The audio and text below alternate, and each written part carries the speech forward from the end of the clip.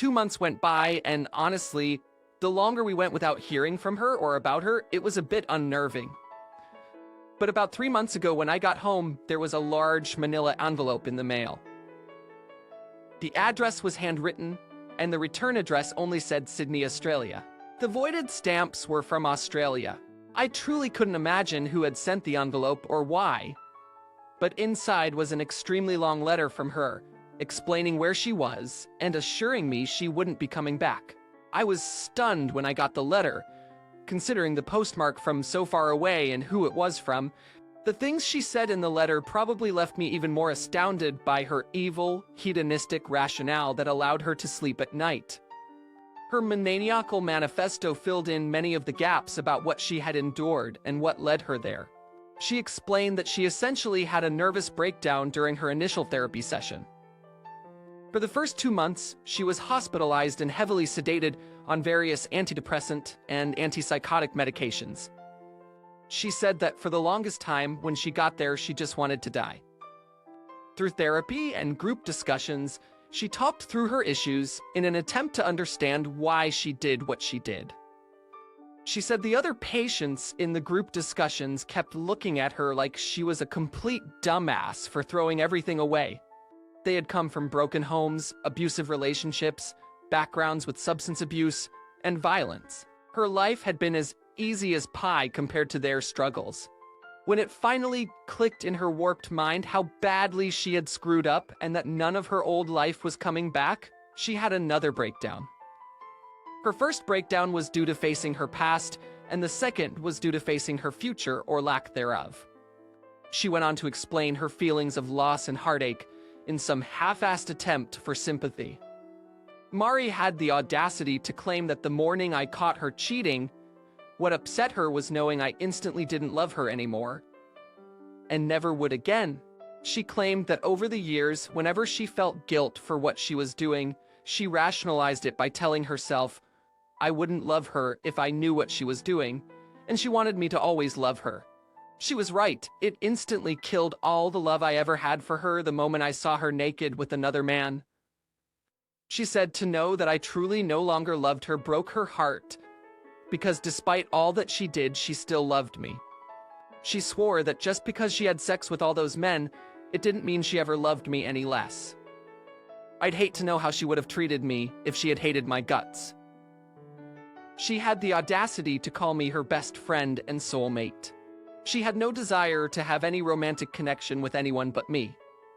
She said that having men openly tell her they wanted to do nothing more than have sex with her and giving herself over to her primal instincts without a care in the world about consequences was such a rush. She confessed that after cheating a few times, Becca convinced her that humans were never meant to be monogamous. She said she would have been more than willing to allow me to have sex with other women, but she knew I would never want that. She said that being able to hook up with some guy she met at the store and be home to make dinner made being just a mom and wife feel less hopeless and mundane. She tried to justify that I somehow benefited from her having other sexual partners because it taught her to be a better lover when she was with me. I would have far preferred a completely dead bedroom than being married to a wannabe sorority harlot with a tramp stamp of the word next and an arrow pointing down. And what kind of guy would stick his junk inside his partner's body without any regard for their feelings or well-being? Stick his junk inside any woman that gave it up that easily? Those guys are just worthless harlots too. Next time, go break one off instead of helping to break up a family. Call me old-fashioned. And I'm sure a lot of people who have read my story have called me that, and far worse. But if you feel you need to explore your sexuality and be wild, that is your decision. You are completely entitled to do it. It seems that today, very few people don't live their lives that way. But the time to explore and hook up is long before you have children. The time to do that is way before you marry. And it certainly is not when you reach the point of cheating on your husband with so many men, then give birth to a stranger's child and tell your husband he's the father. However, if going out, being wild and exploring your sexuality turns you into someone or something that only the most desperate man would consider making a commitment to, then so be it. If at any point while we were dating, Mari had told me she needed to break up so she could go get laid by random plumbers she just met, I would have been totally fine with it. That would have told me she lacked the morality, loyalty, and trustworthiness I wanted in a wife. If she had revealed who and what she was when we were dating, it all could have been avoided. I would not have cared one bit who or how many men she had sex with, as long as I wasn't one of them. She was either always unworthy of my time and love, or she became unworthy through her unforgivable actions. But just as she can't undo all those men, I can't go back in time and keep her out of my life. Her actions have proven that she is unworthy of anyone's time, and certainly not love. She will end up as a last call lay at some dive bar, allowing anyone drunk enough to still find her attractive to get their rocks off for 15 minutes of companionship. She wrote about how much it broke her heart to receive the petition notice that I was having my name removed from Carrie's birth certificate. Mari said she understood that I couldn't even stand to look at her anymore after what she had done, and our daughter was just a reminder of that. She claimed that what hurt her even more was when she received my petition to adopt Carrie as my daughter, because it showed that even though I could never give her a second chance, I had enough love in my heart to give a second chance to the very product of her infidelity. She said she struggled with feelings of jealousy towards Carrie, knowing that her own children would grow up receiving all the amenities she took for granted. Frankly, her words spoke volumes about how truly self-centered she is. She couldn't think of me and put me first. She couldn't even do that with her own children. Yet she hated knowing that she would miss out on huge moments in her kids' lives. She imagined seeing pictures shared on social media, reminding her of what she was missing, and feeling like she had been stabbed through the heart. She explained that after she was released following the events at the school that day, she went around that night trying to reconnect with old friends. The few people who would speak to her were very direct in their thoughts about her and wanted nothing to do with her. Most acted as if they didn't know her and just ignored her. A few warned her that if they ever found out she had been with their husband or boyfriend, God help her. But she realized that her hometown had been poisoned by her. Her former boss and many coworkers knew, so there was no going back to her job. The other driver's auto insurance had given her a decent check each month to live on until she was locked away. Locked away, she had to stop going to physical therapy, and the insurance company considered the matter of the accident and her injuries a closed case. She had no money, getting a job close enough to potentially see the kids wasn't happening quickly. She had to survive on her own. She pawned a few items to get by while she looked for jobs online, and that's when she said she met some guy from Australia online. It seems they chatted back and forth over the course of a few days, and he invited her for a visit.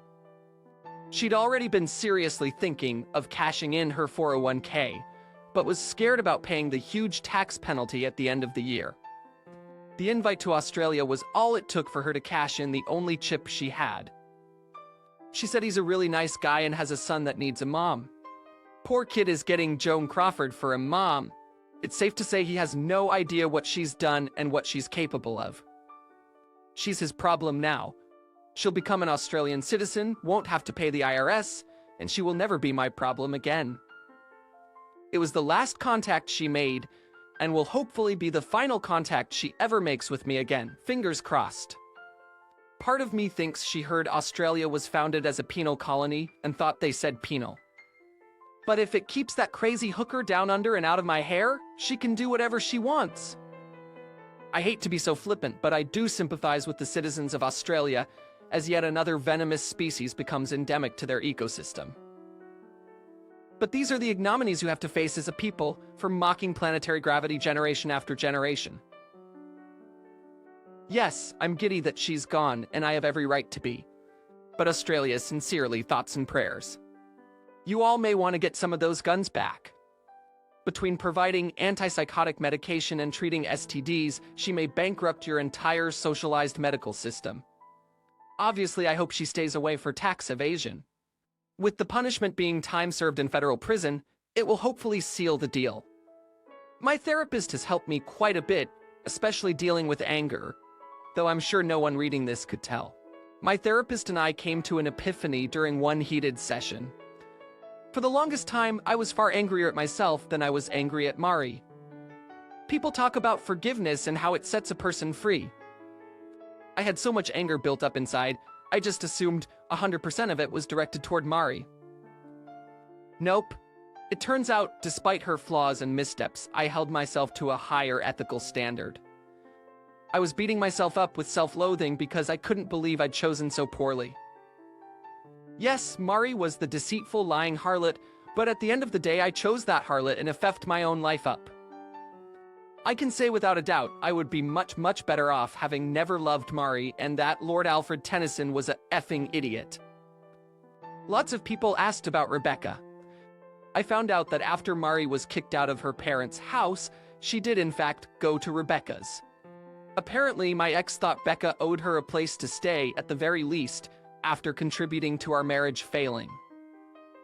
Rebecca seemed to feel like all she had done was to enable Mari to do what she actually wanted to do, and didn't owe her a damn thing. It's an interesting debate topic, one which apparently got heated. I have no idea who won, but that friendship ended with a lot of hair pulling, profanity and punching. Either way, word got out that Rebecca had been involved in destroying my marriage and things got rough for her. I don't use any social media, and I don't consider Reddit to be social media. However, I was told that she was unfollowed, unfriended, and harassed online. In real life, 2 stylists quit her salon due to what she had done. The ones that remained all had customers asking how they could still work there, or if they had changed salons too. It took a month or 2 until she couldn't pay the lease and had to close up shop. The last anyone heard, Rebecca was working at her brother's restaurant in Connecticut as a hostess. When she left town, I wanted to have her condo bulldozed like Forrest Gump did to Jenny's childhood home due to all the heinous sexual acts that occurred there. But the neighbors in the other 2 units weren't too keen on that idea. Quite a few people insinuated in comments that there was chemistry or something going on between my lawyer, Nadia, and me. I thought they had been doing meth. Turns out, I am as oblivious as always when a woman is interested. After the divorce had been finalized, since she wasn't representing me in the civil suit that never happened, I went for drinks with her and several others in the practice to celebrate. As others left one by one, she said she had to talk to me about one more matter before I left. I assumed she was going to ask for a good review on the practice's website or something. She surprised me by telling me that after working on my case, she truly appreciated how loyal and dedicated I had been to my wife, and still am to my kids. She admitted that over the course of the divorce, she had grown attracted to me, but couldn't say anything, as she had been my lawyer. She confessed that I was very hard to read, and she couldn't tell if I had any attraction toward her at all. But she knew a good man when she saw one, and she was going to shoot her shot. It was flattering to hear, especially after learning that I wasn't enough for my wife not to cheat with enough men to field 5 football teams. And Nadia even told me long before I gave her a well-deserved huge bonus check. So, as distrusting as I am, I think she was being sincere in what she said. She just told me that if I ever wanted to go out and have a drink or talk, to give her a call. Nadia is a beautiful woman. I don't think any guys could refute that except for the visually impaired ones. She's brilliant, genuinely talented, and has her stuff together. It's pretty obvious that she goes to the gym quite frequently, as lawyers like to look good in the courtroom. And she dresses classy and sexy, which the gentleman in me appreciates. At one hearing, when she came into court in a pinstripe suit, I'm fairly certain the judge would have granted me custody of his kids after he saw her. Even as jaded as I am, I have to admit that she would be a fantastic catch for any guy she chose to date. But for me, that or any other juice is just not worth the squeeze. I already know that I would subconsciously judge her for her past, which she certainly does not deserve and could do nothing about.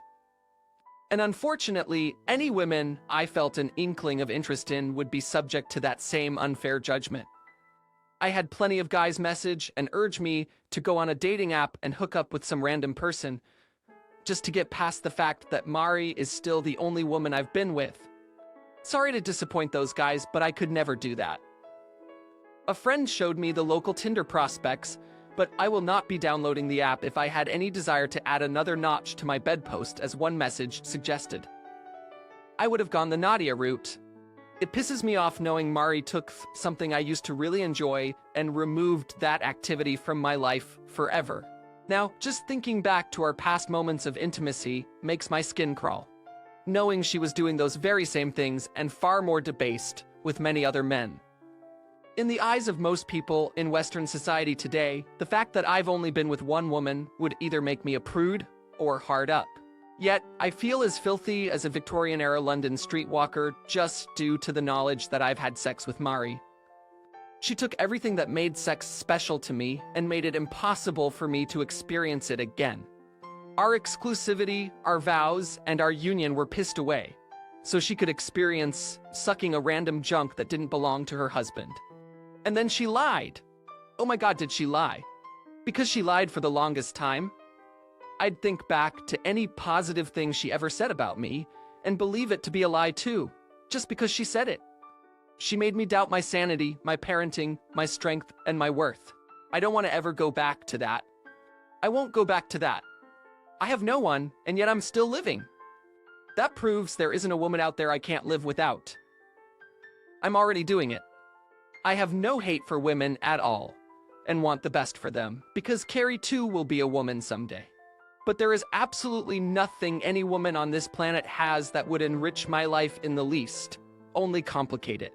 If there aren't some women who feel that way about men, there should be. Human beings, both male and female, are a scourge upon each other. Not worth the time and energy, and not to be trusted.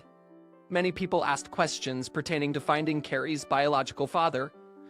I have done quite a bit of research into DNA ancestry sites. My biggest issue is that if there is an existing match, the companies also alert the other person. If Carrie took a test which revealed a cousin, an uncle, or even her dad, I'm her protector. I don't want anyone to come looking. She's a healthy child with no apparent genetic defects, so I'm gonna wait quite a while to do any testing. My mindset as of this day is to wait at the very least until her mid to late teens. But I could envision waiting until her 20s to let her make the decision. Honestly, I've also considered never telling her I'm not her father. Truly, if there is any advice I could still use from Reddit, it would be questioning at the end of the day what would truly be best for Carrie. Do you think never telling her now, after all that has happened, would be a good or bad thing? Should I wait until she is a teen or an adult at 18 to tell her and begin the search? I'm not worried about me. I already know the truth. I'm trying to prepare for any future scenarios, both good and bad. How likely is it that she will have some medical condition that she will need to know her paternal medical history for? Please know, any DNA genealogy testing will likely happen several years down the road at the earliest. With her mom out of her life so recently, I don't want to do something that could make her feel less secure, safe, and confident in her own identity and in mine. It's odd to be in the situation I am, and to sincerely hope both kids took after their fathers. In closing, I want to thank Reddit user Krennic in particular for the advice given to me through my ordeal. You probably aren't 187 years old, but even if you are wise far beyond your years. You were able to analyze my ex and predict angles I was leaving open for her to attack. And when you said she was desperate, I believed you, but damn. In the end, Mari literally effed around and found out. Thank you for assisting me in every way to help her find out. To the many others who pointed me in the right direction or sent me an encouraging message, I thank each of you. My plan is to post this, wait half a day, and maybe respond to a few comments over a period of a few days. Then my story will officially be done. I rarely even think about Mari anymore because I stay so busy in my new life without her. So, I don't want to dwell on what has happened for more than a couple of days. My kids are my world, and I actually love my job, which keeps me busy. The pay is just a bonus for being allowed to do something I enjoy. To any Australians who read this, I hope I didn't offend in any manner. That was not my intent in the least. I hate being the bearer of bad news for your nation as a whole. You guys didn't deserve this any more than I did. Just remember, if she gets drunk, wearing a skirt with no underwear and does a split in one of your bars one night, gently rock her back and forth to break the suction, and she'll pop right up. To all those who took the time to read, I thank you and wish you a good day or night. To those who didn't, I will try to keep this short, but I had a session with my therapist today at lunch. I'd sent her the post to read what I wrote and all the comments. She absolutely loved you people for nudging me towards something with Nadia. She urged me to take it slowly, but be honest with her and myself. So when I got out of my session, I called Nadia and asked if I could drop by to get her expert opinion about a few things. After dropping the kids off at their grandparents', I stopped by the firm to talk to her. Again, I have no game because I never had to develop one. I don't know how to flirt. I'm just me. All I have is kindness, humor, and sincerity. When she realized I had no legal issues I needed to talk about, she got a wry grin on her face. I told her I've been doing a lot of thinking and talking with friends since she and I talked. I told her I am 100% scared as hell to open up and give her a chance. But I'm also 100% sure I need to man up, since she was woman enough to shoot her shot. I also said I couldn't envision how things would work out because of our differences. When she inquired about which differences, I mentioned the kids and that she has none. She said she has enjoyed meeting my kids and asked if I had any issues with her not being a mom yet, which I didn't. I said I had a little concern about her being so petite and me being so tall that I might accidentally hurt her due to my clumsiness. She promised me she was pretty tough and said, "Big things come in small packages." I was nervous and replied that I wasn't ready to have sex just yet, but appreciated the offer. She blushed and laughed really hard. At least she gets my humor. Long story short, we both have Friday and Monday off due to the holiday weekend. So Thursday night, I will drive us to dinner at a nice restaurant, then we'll go to a fantastic martini bar I know of. It's a first step, and while I am nervous, I do feel very comfortable talking to her and being around her. We're gonna take things slowly. But I can't do this with an audience, so this will be my last post reply or comment. If things work out, that's great. If not, I can live with that too. I just don't want to feel like I'm letting anyone down if things don't work out in any way. So I hope you all understand. I really do thank you all for helping me get through the hell my life became and being in my corner.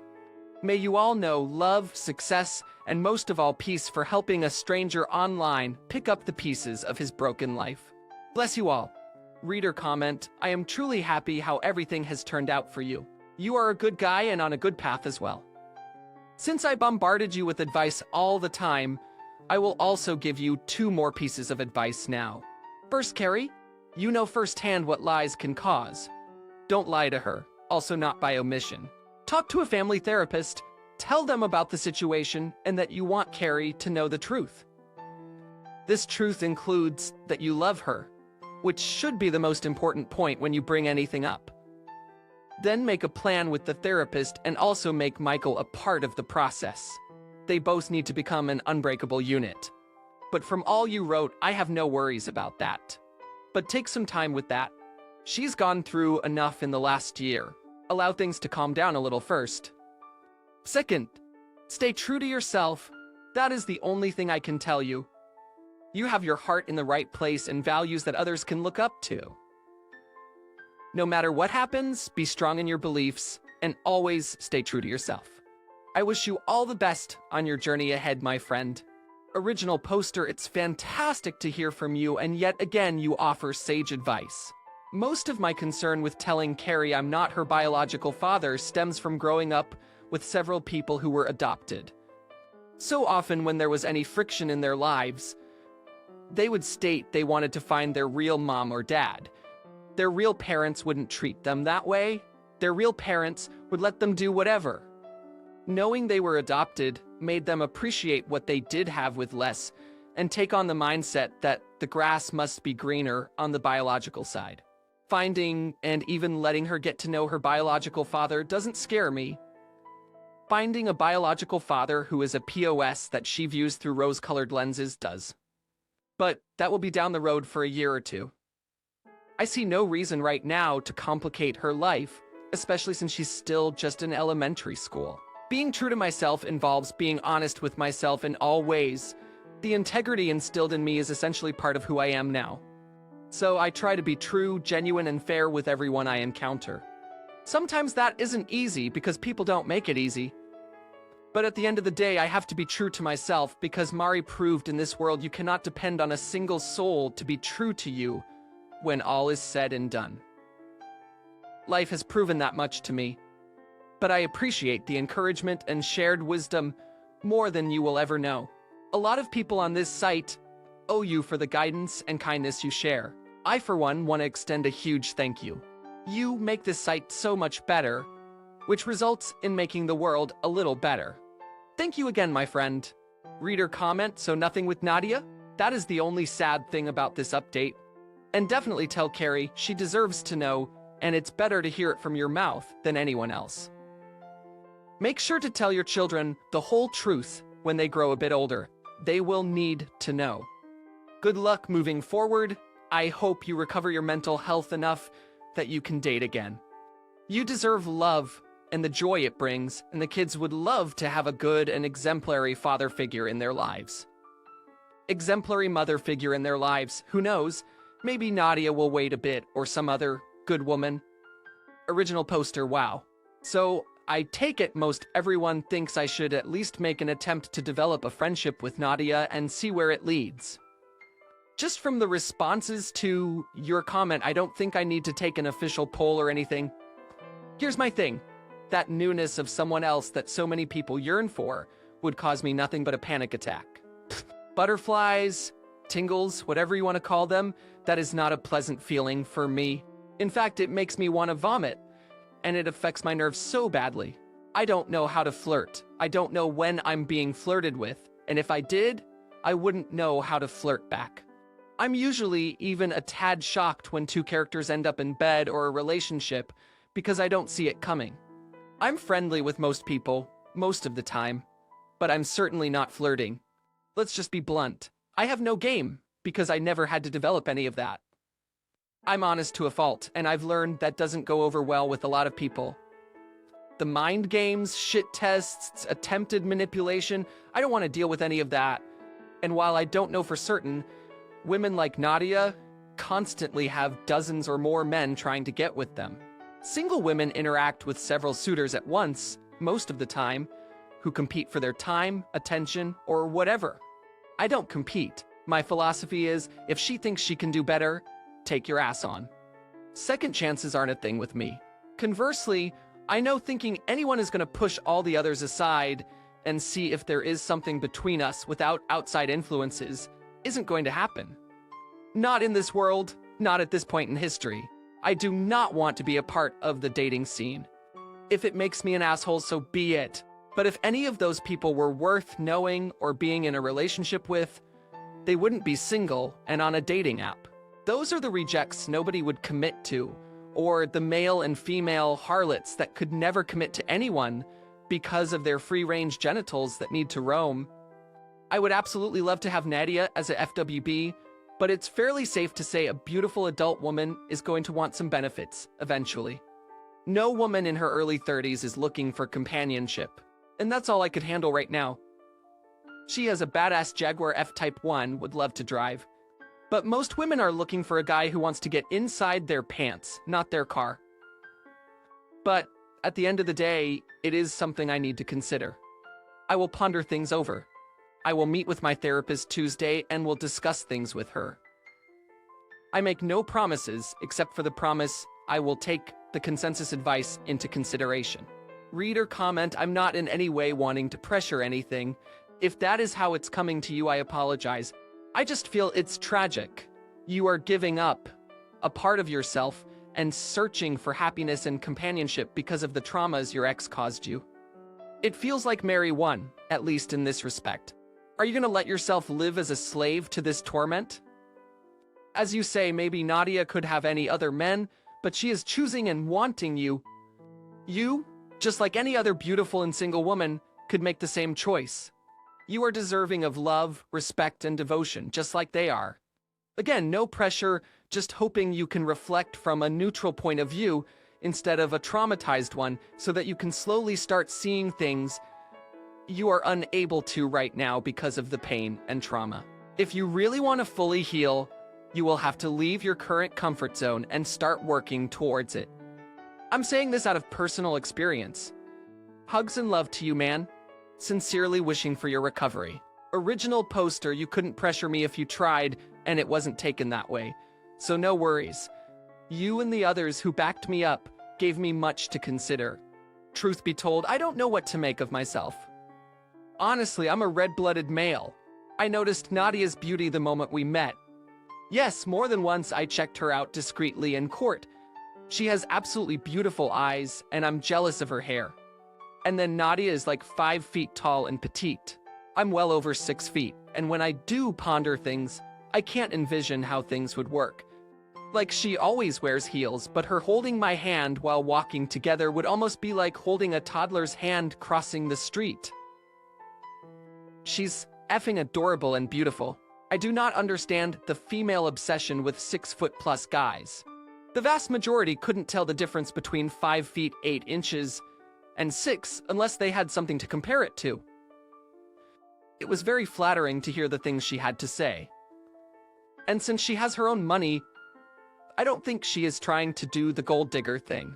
It's just so damn hard to trust, man. Sure, the odds of me finding another psycho comparable to Mari are slim, but I'm snake-bit to the point it feels like I'm living in a world of snakes. My next therapy session is Tuesday. I've let my shrink read the previous posts. I will let her read this one as well before our session. The comments and my responses have helped me tremendously. I will talk things over with her and give her advice. But I have a strong suspicion she will have the same perspective you guys do. Read her comment, OP. I have read your story and believe you made all the right, proper moves. And continue to make the right moves about your daughter. I agree to wait until she is older to discuss her paternity and let her make the decision as to how she wants to proceed. Keep being in her corner, which I know you will. I do believe you still need therapy in regard to your feelings around relationships. Not everyone out there is Amari. My first wife cheated on me for almost 10 years. I found out and stayed and did not touch or kiss her from that point on. When I finally pulled the trigger to divorce, I swore I would never get married or even try to be intimate with someone ever. But life sometimes throws you more curveballs, and I met my current wife a year and a half later. The point is, you have a person that sees your baggage and your issues. Go have that drink and talk as friends. Maybe with therapy and consistent contact, you might be able to get past your issues of a person's past. Good luck in the future. Original poster, oh, I have baggage now. I have enough to overload a 747, and it sucks. I just have so much to work through and learn about myself. For example, I am a huge personal space kind of person, playing sports, fighting, etc. I'm okay with them because they are acts of aggression and I know my role. I don't like people I don't know. Even brushing up against me and hugging someone I barely know would gross me out, like having to hug that great aunt who always smells like cabbage and pierogies. Humans really are some nasty creatures in regard to hygiene, germs, bacteria, and mites. 2 of my buddies took me to a strip club last month since I'd never been to one. Wow, that was a bad idea. I was actually handing dancers $20 bills to walk away. My friends tried over and over to get me to get a lap dance. Oh hell no, I'd see a dancer rub all over some schmuck who looked like he bathed quarterly. Then come up to me inquiring if I'd like some of his secondhand body odor. Absolutely no judgment on any of the dancers, I don't know how they do it. My friends had a fantastic time, whereas I wanted to go buy some Fantastic and start wiping the human scuzz off of all the surfaces in the club. I just want to say, what you did by staying for your kids took much more fortitude than what I went through. That was truly a sacrifice I don't think I could have made. You and I both know your kids will always appreciate what you did for them, and I am truly happy you found someone new. I just don't think that's in the cards for me, and that's okay. Thanks for the reply. Your words meant a lot. Reader comment. I have often wondered and worried about you, mate. I am glad you got a chance to update. What an update! Marie did essentially all she could do to allow her free reign, and her family and friends not humoring her whoring led her there. She has herself to blame entirely. You do not get to be the bad guy or the stupid guy here. If you had taken her back or believed her BS or tried to reconcile, you would deserve to be called a lot of uncharitable names.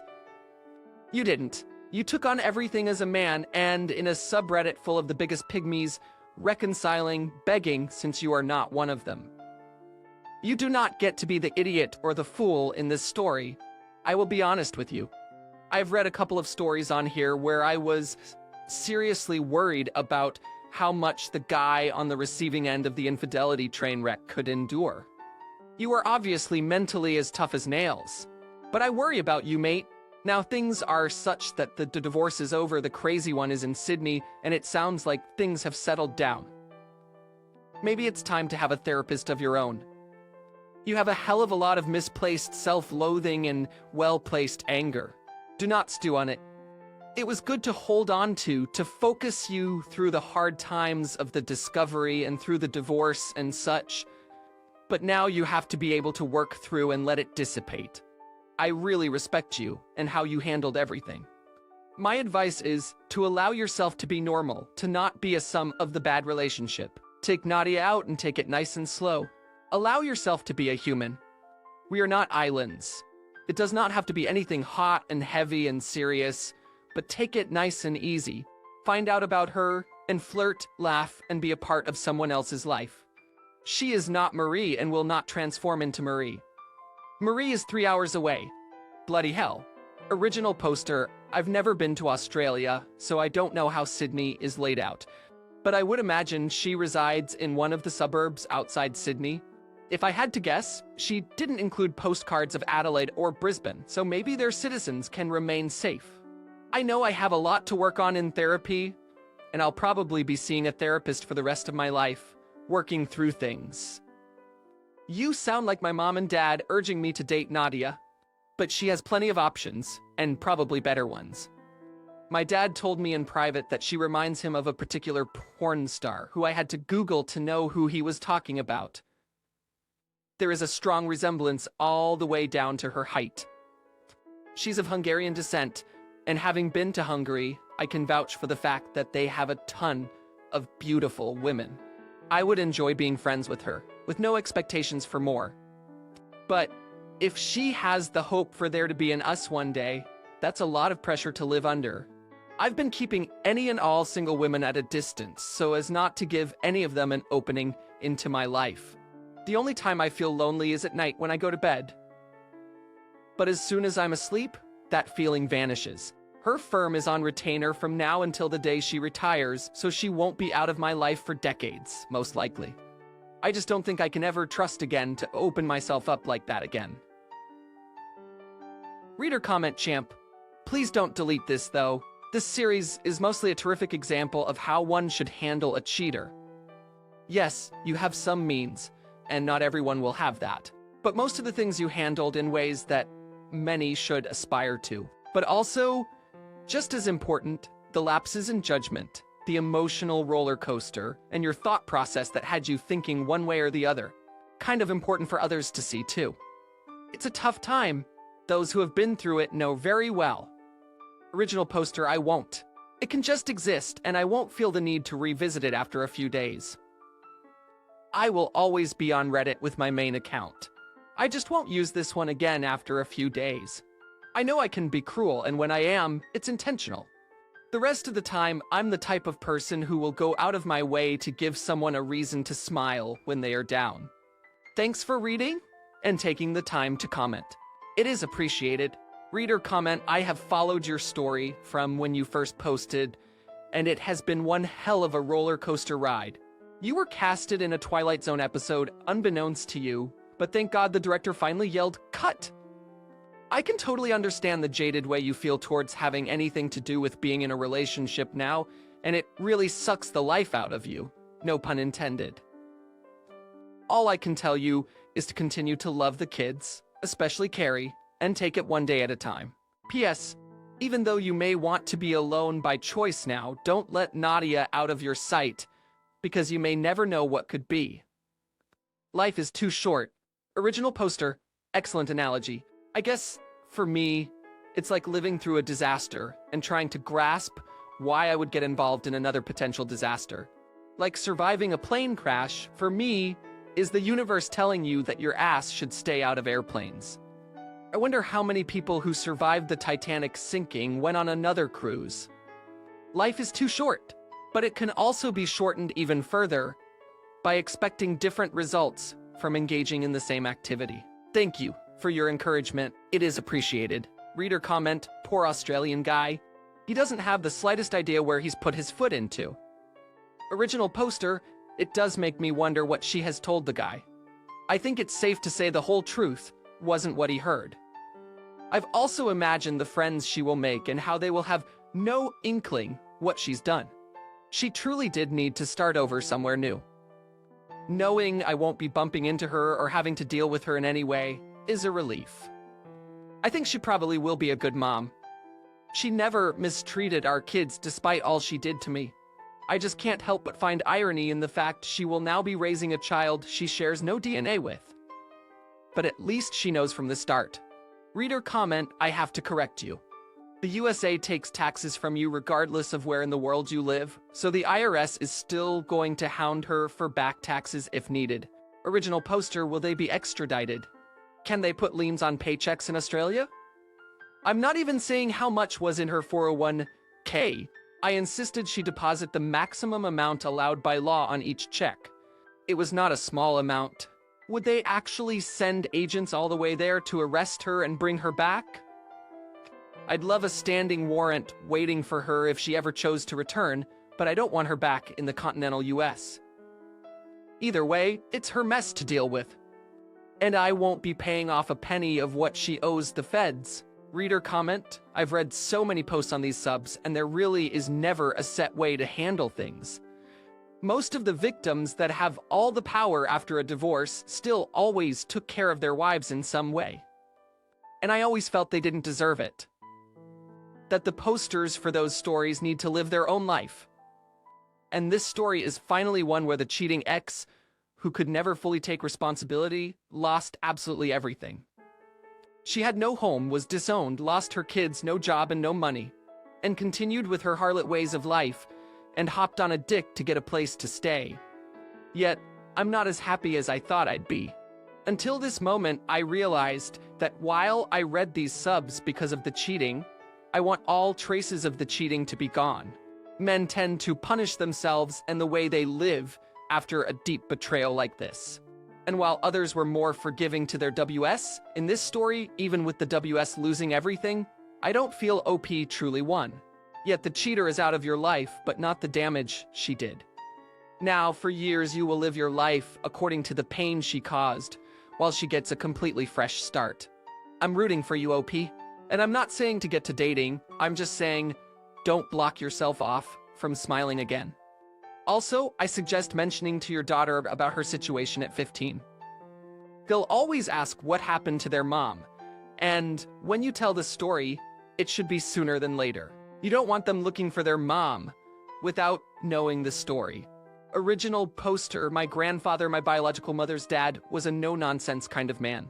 Stern, but loving and very wise. He often told me losing his daughter was the hardest thing he had to live through. But he thanked the powers that be she had me before she died because it allowed part of her to live on in me. Only a fool tries to pet the dog that just bit him again. When someone shows you who and what they are, believe them and act accordingly. No one ever truly learned a life lesson by being given a second chance.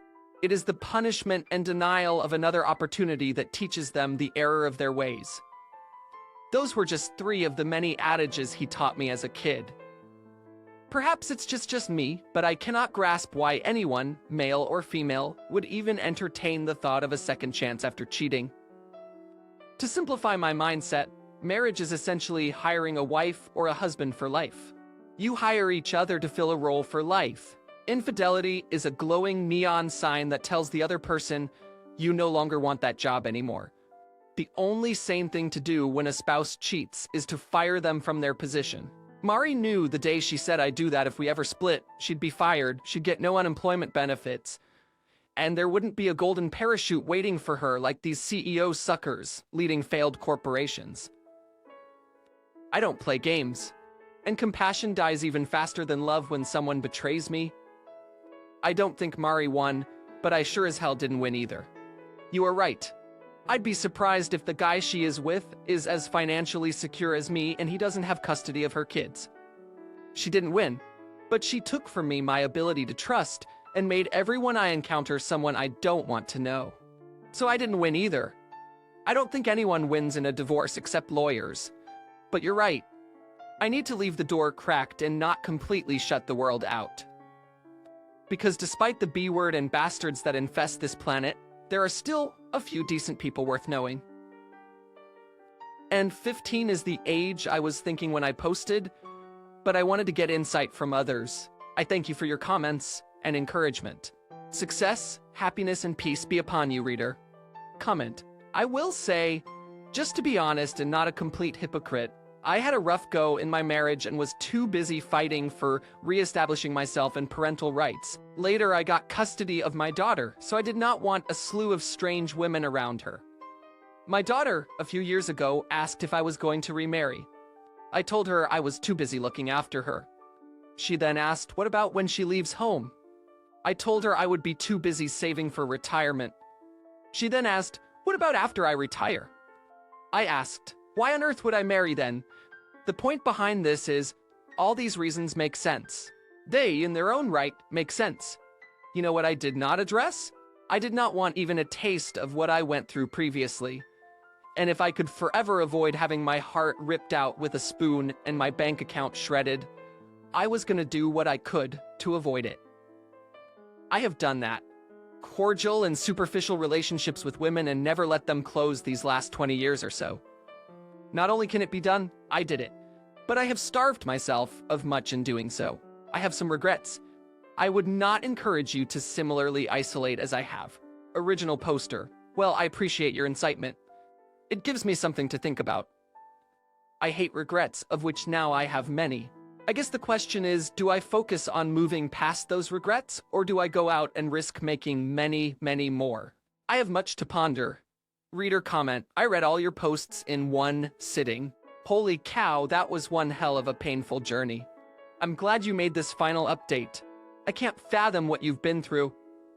On the topic of your daughter, I think you'll need to arm her and your son with pertinent information for when they begin using social media, because as a child of problematic parentage, I can say with near certainty that curiosity and lingering trauma from their mother's abrupt vanishing will lead them to seek her out. And it will happen far earlier than you'd expect. Wishing you and your family the absolute best. Original poster, then you really need to stand up and walk around for God's sake. I'm sorry you had to read all of that, but it is appreciated more than you know. Social media, Michael is now 11 and Carrie is 7. I am not ready for that, but you are right that I need to prepare. Some of their friends already have smartphones. I have actually considered getting one for emergencies. For now, I'm just enjoying looking over and seeing their faces instead of the tops of their heads because their faces are buried in their phones. They know Mari lives in another country and can't drive to see them. But for now, they have no online presence. I need to prepare for when they do, and you are correct. But I'm not looking forward to that. Many thanks. Reader comment, I am so sorry for you. I started at the beginning, and being a slow reader, it took me a while to get through it. But I finished it. I cried, I laughed, I was so proud of you, and covered my eyes in some places. Mari deserves no more of your brain. She was unworthy to begin with, and I am glad that she lives continents away. Carrie is a very lucky little girl, and she will one day know that you fought for her during one of the darkest moments of your life. I agree that doing DNA when she is much older would be the way to go. Telling her about her parentage Definitely feels like a professional avenue and not something I would suggest tackling on your own. I know the number one thing you want is to limit the damage done to your children and remain the safe place for them through all of the storms they will weather. Choosing them over and over is really the best thing for them. I am not surprised you don't want to date. I would feel the same way. I am also someone who doesn't like people touching me, and I have never understood how people are able to be with others casually while dating. I was lucky and met my husband through a friend of a friend. The friend is his sister, so I knew he was a nice guy. He lived in another state, and we did long distance by writing emails and letters and talking on the phone. Maybe in a few years that could be a way to connect again if that urge ever arises. I wish you all the best going forward. I am just so glad to hear that Mari is gone and out of your lives.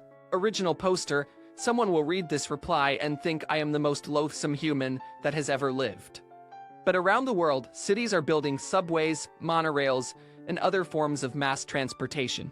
It isn't that I think I am too good to ride PT, but the idea of taking a train home from work and sitting next to a homeless person who hasn't bathed in a year would be revolting.